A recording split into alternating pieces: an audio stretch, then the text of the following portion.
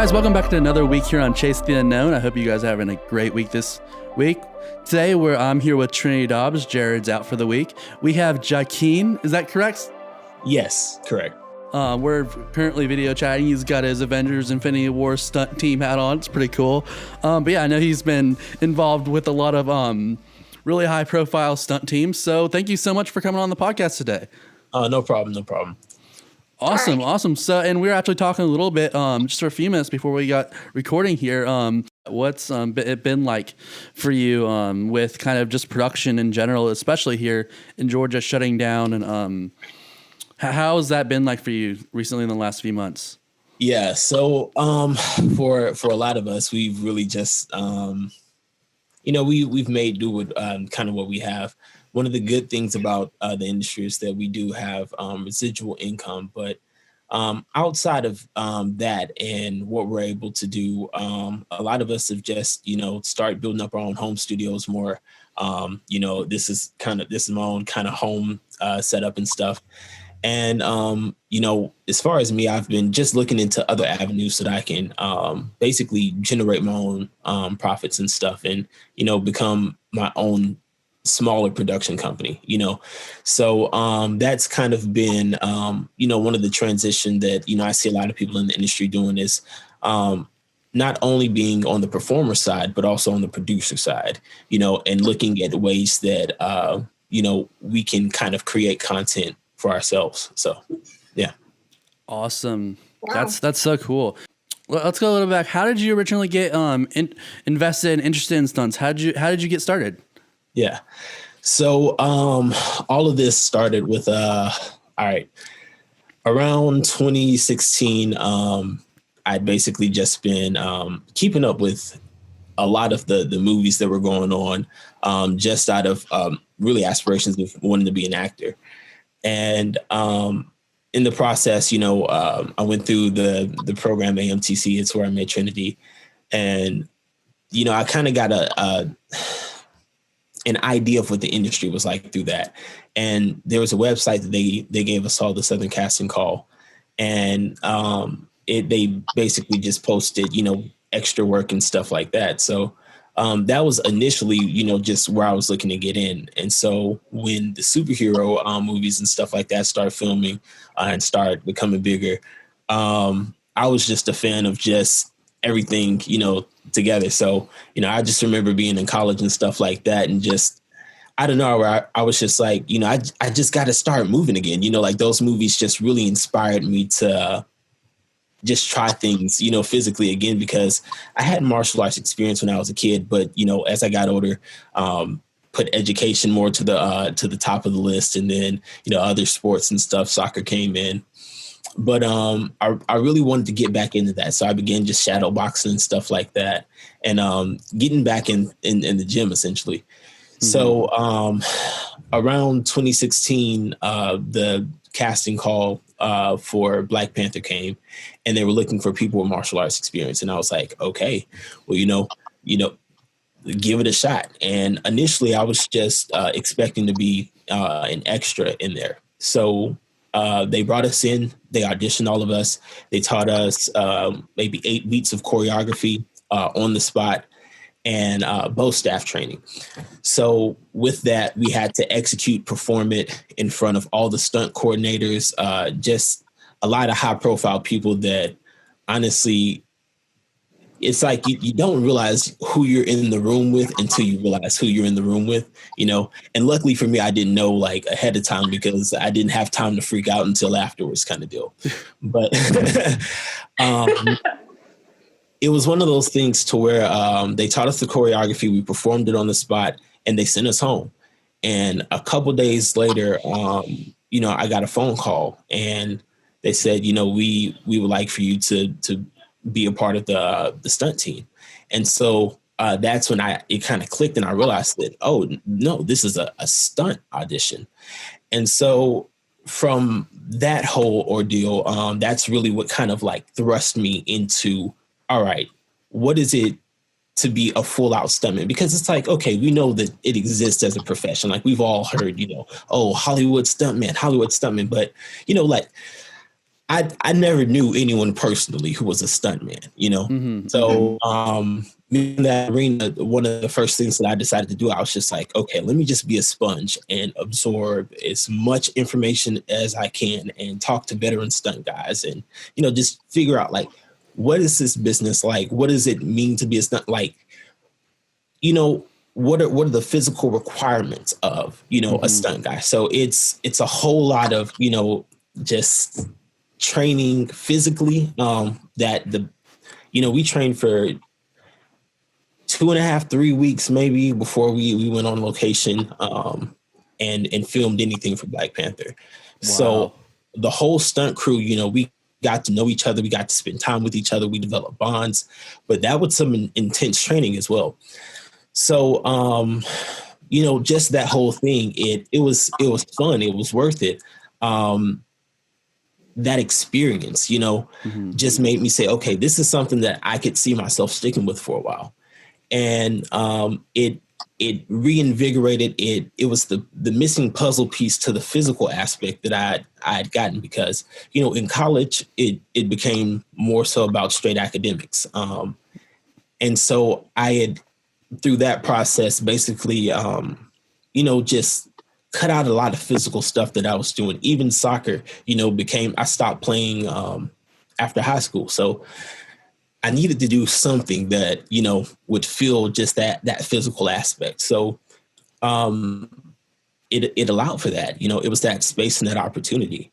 And from there, you know, I was lucky enough that Avengers was filming shortly after Black Panther. So I had to audition for that again separately. Wow. You know, everything has its own. Yeah, it's, you know, just because you made it through one particular set doesn't mean that you're going to make it through the next. Each production is different. Each crew is different. You know, Each coordinator is different.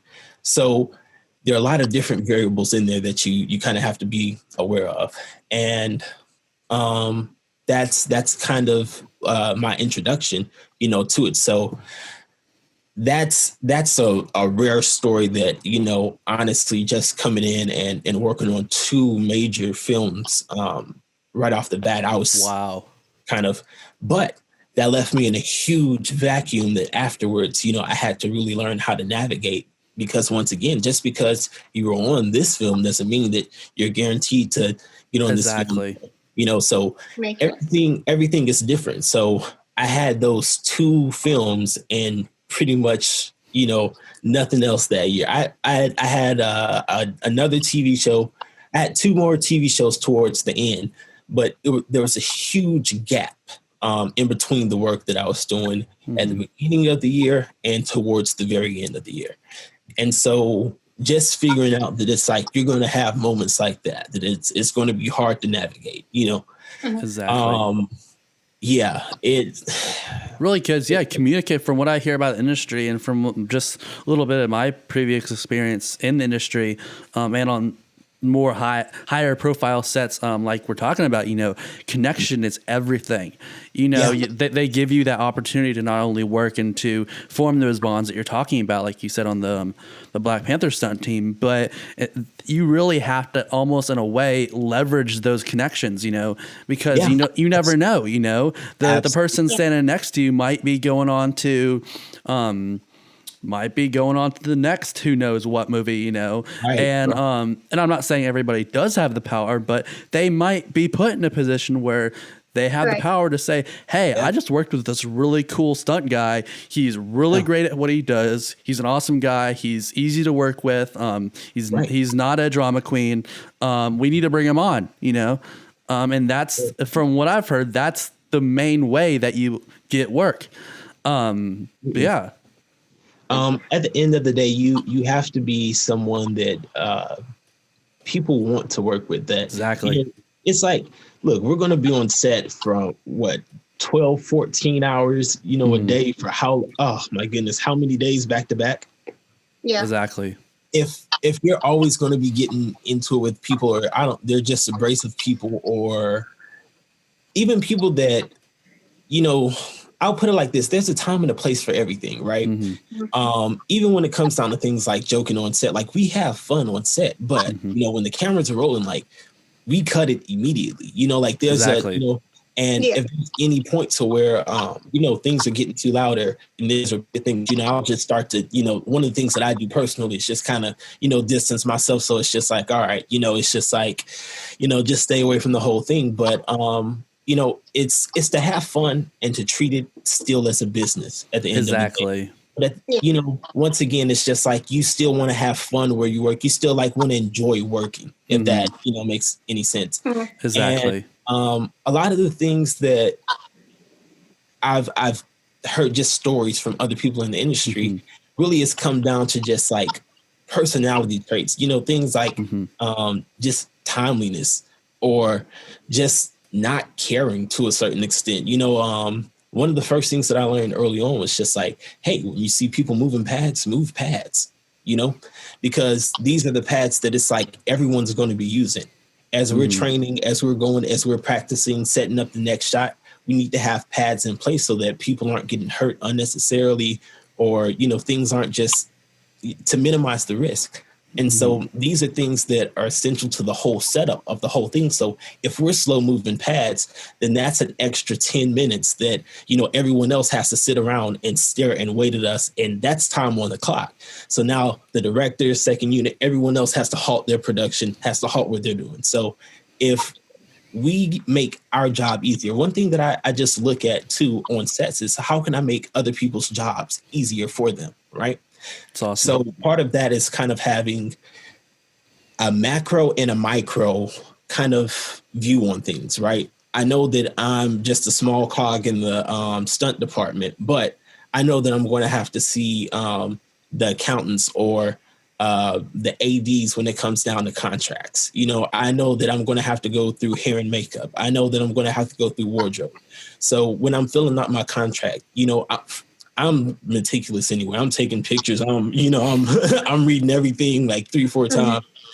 And, you know, I'm trying to make sure that that's filled out as good as possible. So it's like, you'd be surprised, but having to take a contract back to somebody 3 or 4 times throughout the day is time consuming. That's time out of the 80. It's like they could be doing something else with that time. So you're saving time just by taking that extra step to actually, you know, be meticulous on that end. When it comes down to like wardrobe, like hanging my clothes back up at the end of the day, I know it seems like such a minor thing, but it's like you'd be surprised that it's just like a lot of people just throw it in there. It's like they'll fix it. But for the wardrobe people, that saves time when it comes to sorting things, labeling things, washing things, getting things stored back for the next day. So just those kind of things, you know, I've gotten compliments from other departments, you know, and even had other departments kind of vouch, you know, in certain areas that it means something to me because it's like, once again, you're building those connections. You never know who's who, you never know.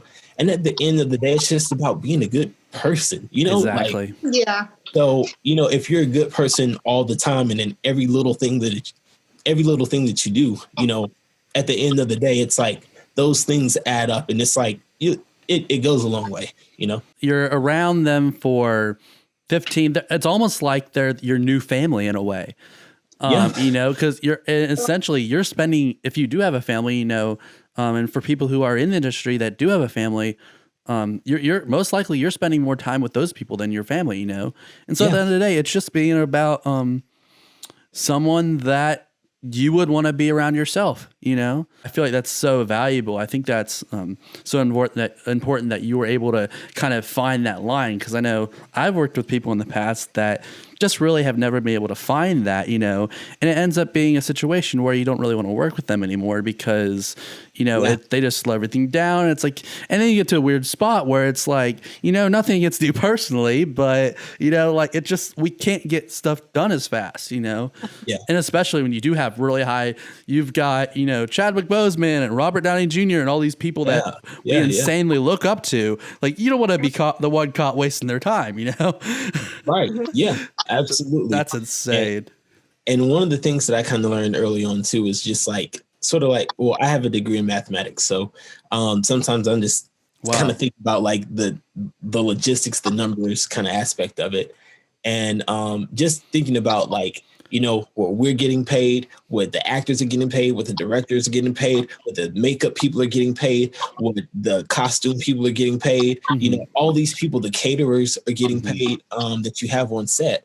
Exactly. And for every hour that you have these people on set, like that's money. And then if it starts going into overtime, and then if it's, so there's a lot of aspects that goes into it. And it's like, I'm not going to turn down a check, but depending, not all checks are good checks, but, I wouldn't mind the extra cash, but at the same time, it's like understanding the business and the logistics of it too. It's like, I would rather really spend that time if we need to spend that time. Exactly. And really be efficient as possible on set, because at the end of the day, it's about being productive. It's a production company, So, just having those abilities, like one of the hardest days for me is actually the days to where it's like, we're in the trailer all day and it's just like, it's just a slow day, and it's like, for me, I get so energetic, I want to get up and move so bad that it's like, I'm just like, let's go. Like, let's shoot our scene. Like, exactly. let's do it. And,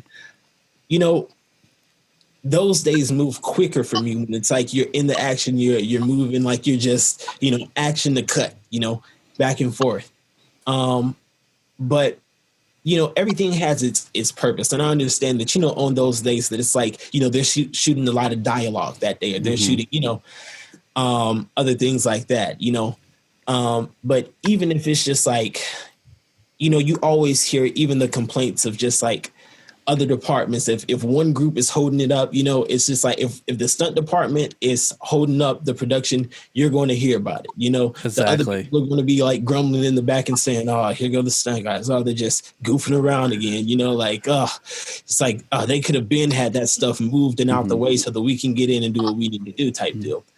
So it's that kind of thing. And it exists for all of these other departments, because that's, the weird part is like being on set, you're actually on like a mini city to a certain extent, or it's a mini economy to a certain extent. It's like you have all these different departments that fit in and interwork with each other. So I don't know, it's interesting, but yeah, definitely. And I think what you're just saying right there, I feel like that's the sign of not only true professionalism, but really of character, is that, you're thinking about, you have all those numbers kind of running in the back of your head in terms of like, if I'm here for this long, look at all these people in this mini city you're talking about. They're all getting paid probably more than me, chances are.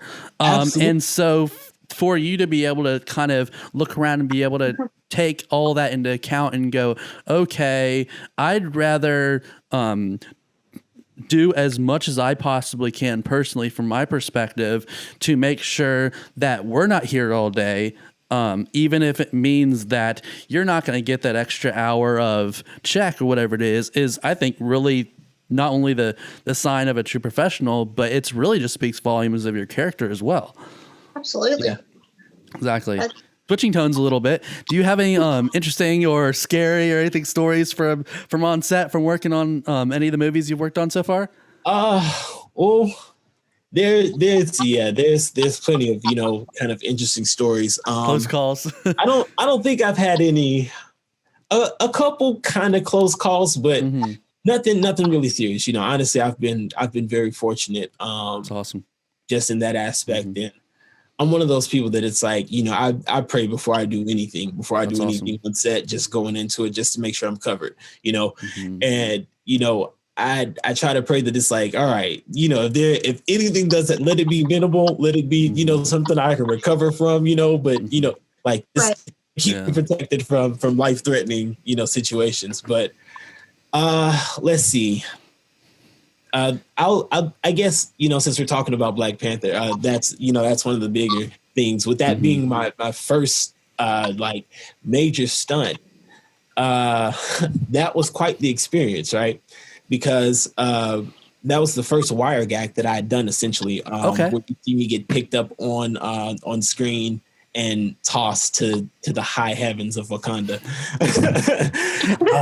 And this is in the scene where everyone's battling out on the battlefield, correct? Yeah. This is in the end where M'Baku comes in and he gives reinforcements to T'Challa. That's a tongue twister. But during that scene, what we did behind the scenes was they had me on two wires. They had one wire to lift me up and to assist with the initial pickup. And then they had another wire on my shirt to pull me off to the side.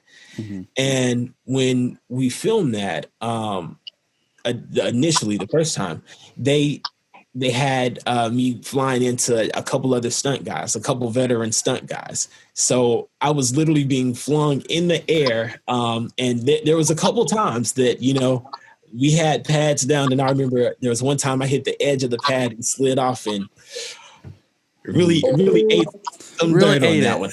Yeah, I really ate it on that one. And it's one of those ones it's one of those ones that you kind of watch it back and you're just like, oh, I remember that, Yeah. I'm definitely gonna feel that. And that may have just been, the trials and tests of the stuntman tribulation. It's just like, hey, you signed up for the job.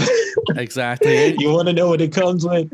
Oh, yeah. You got to go through a lot. You got to be willing to take those bumps. You got to be willing to take. Well, there's pads down, but you're not guaranteed you're going to hit that pad, or it's not guaranteed that you're going to land in a position that's going to be comfortable. Yeah, it's highly favorable, right? So I remember I ate dirt on one of the takes, just bad, and I got up and I was limping a little bit, and Andy Gill looked at me and he was like, you okay? Like, you all right? You didn't, And I looked at him and I was just like, no, I'm good. I'm good. I'm good. In my head, I'm like, oh man. But for me at the time, just being honest, I was just like, okay, like I'm finishing this scene right now because Ryan Coogler just walked through a crowd of stuntmen, looked around and said, I want to put you in this scene. I want to pick you up on this wire. And, wow. And so I'm looking around and I'm like, no, like I'm finishing this scene. Like, screw that. I'm not giving this part up. Like you better not put anybody else on this wire.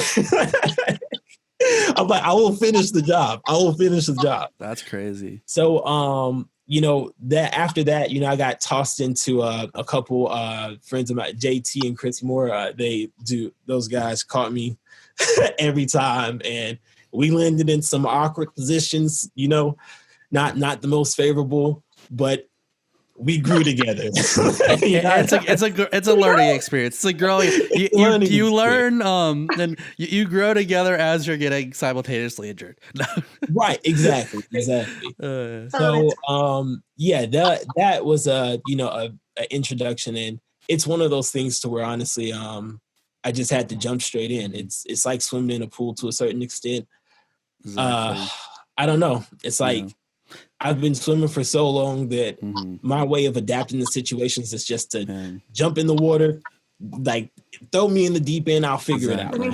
And also, and not to cut you off, but I know I've heard some stories and I've heard some interviews and such with other stunt guys that have been in the industry for a while. Whether the stunts being pitched to them or they walk up to a situation on set or something like that and they kind of explain what they want to happen, they can kind of just instantly say like, oh, this is going to work or this is not going to work or this is exactly how we can do it or something like that. Has there ever been a situation with you where you've either walked up to set or it's been pitched to you or something? They said, oh, this is kind of what we want to do, and you're just kind of like, you're either like, oh, it's not going to work that way, or you're like, I don't think this is gonna work, but we'll give it a try. And if I break something, I break something, type of thing, Well, here's the good part about that. It's just like we do have voices, and we're encouraged to use them. Okay. Because at the end of the day, safety is the first thing, right? Yeah. And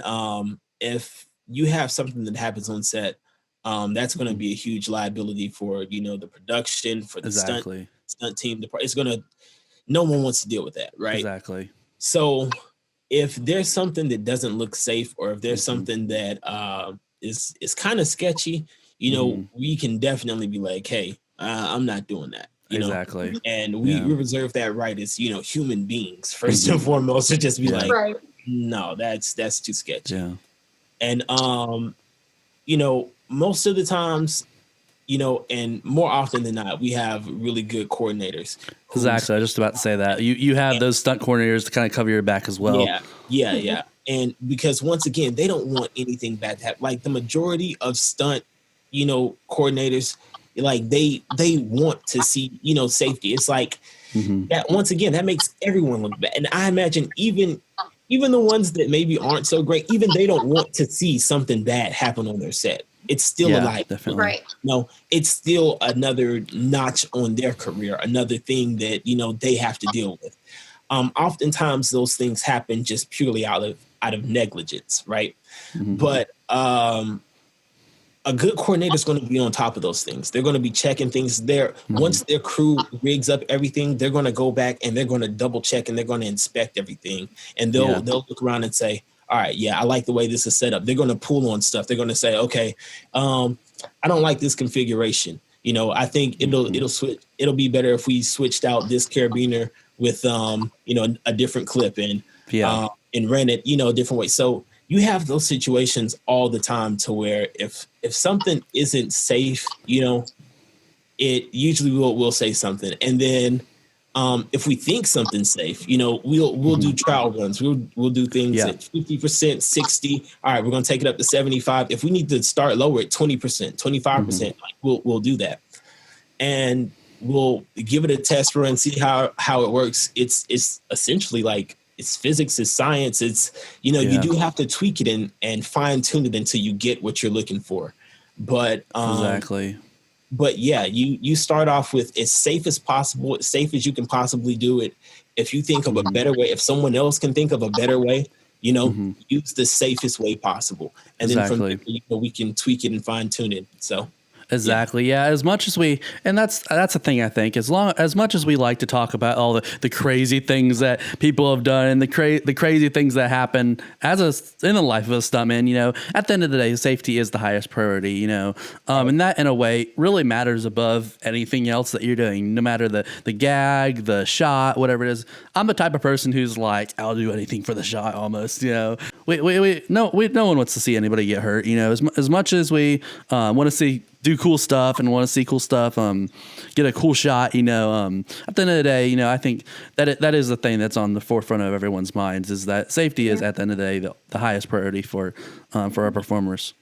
Yeah. So a rule that I've heard, a lot of stunt coordinators say that I admire and I can respect, at least, is that I'm not going to ask you to do anything that I wouldn't do. Exactly. And I wouldn't ask you to do anything that I haven't already done, So the things that they do ask are things that it's like, and the things that I feel comfortable performing under coordinators is things that you have experience doing for years, and there's little tricks to it. When you're riding a wire, you want to be on your tippy toes so that you're a little lighter, and it's just little moment of impact things that just come little tricks of the trade. But you can learn these things from the people who are experienced and who've done these things for a long time. And just sitting down and talking and learning those things and learning those tricks definitely makes it a lot more comfortable when going into those situations and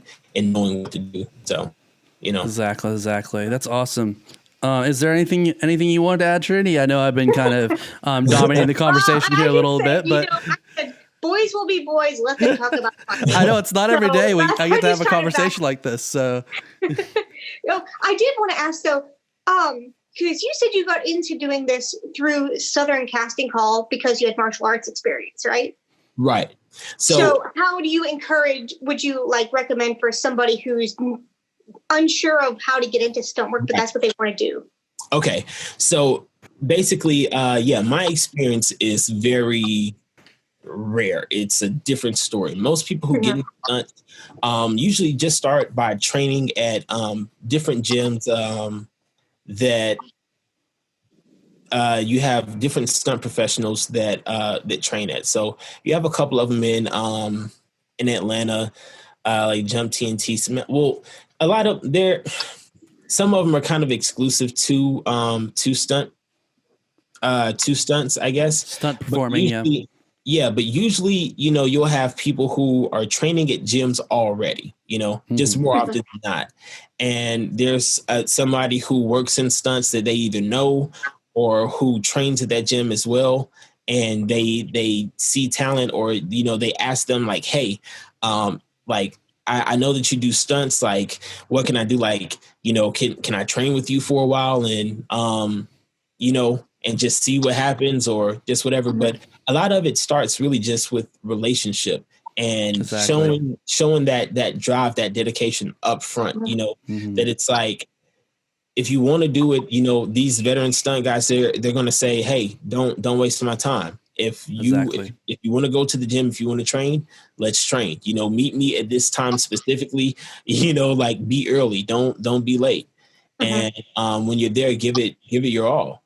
And they respect that. They want to see people grow. They love seeing new faces. So at the end of the day, it's just that kind of thing. And just if you want to do anything, I just say just start doing it. Start doing it and develop it and be as good at it as you can.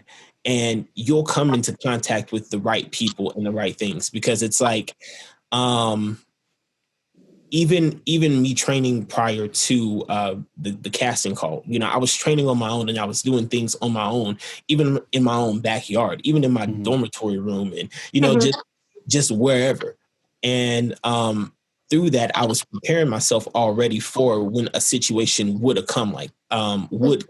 So I think the biggest thing is to just be prepared, to just go ahead, do the work, whatever it is you want to do it. And when the opportunity comes, you're ready. All you have to do is just get in front of those people and perform, That's really good. I have one more question, just because I'm a big fan of Marvel and Avengers. I have one little fangirly question. Were you on set the day with the Avengers Infinity War when they had every single one of the stars on set that day? The final battle. On that set that day? It was surreal. Just seeing just like starting with Black Panther and seeing everyone that was there, it was like that times 10, like on steroids, where you're seeing like, oh, those are the Guardians of the Galaxy. Oh, that's Doctor Strange and his group. Like, oh, like, here's the main cast of the Avengers. Here's like all the additions and the spinoffs. It was amazing at the end of the day. And just to have everyone there in full costume and everything, it was amazing. It was one of those it's not an experience someone gets every day. Yeah. Wow. Yeah. All right. That's all my questions. I'm done. What you were saying just a moment ago, I think it's that advice really could apply to any trade, I think that's so valuable for anyone, not even someone who's in the film industry or the stunt industry, that they want to pursue. But thank you so much for coming on today. Unfortunately, we are running out of time, but thank you so much for coming on the podcast today. No problem. Thank you guys for having me. We'll be back to you next Wednesday with an all-new edition of Chase the Unknown. I'm sure you guys will love it. We have another guest interview to share with you guys. If you haven't followed us on Instagram and Facebook yet, we're at Right Time Productions. Make sure you check us out there. So until next Wednesday, don't forget to go chase your unknown. See you guys next week.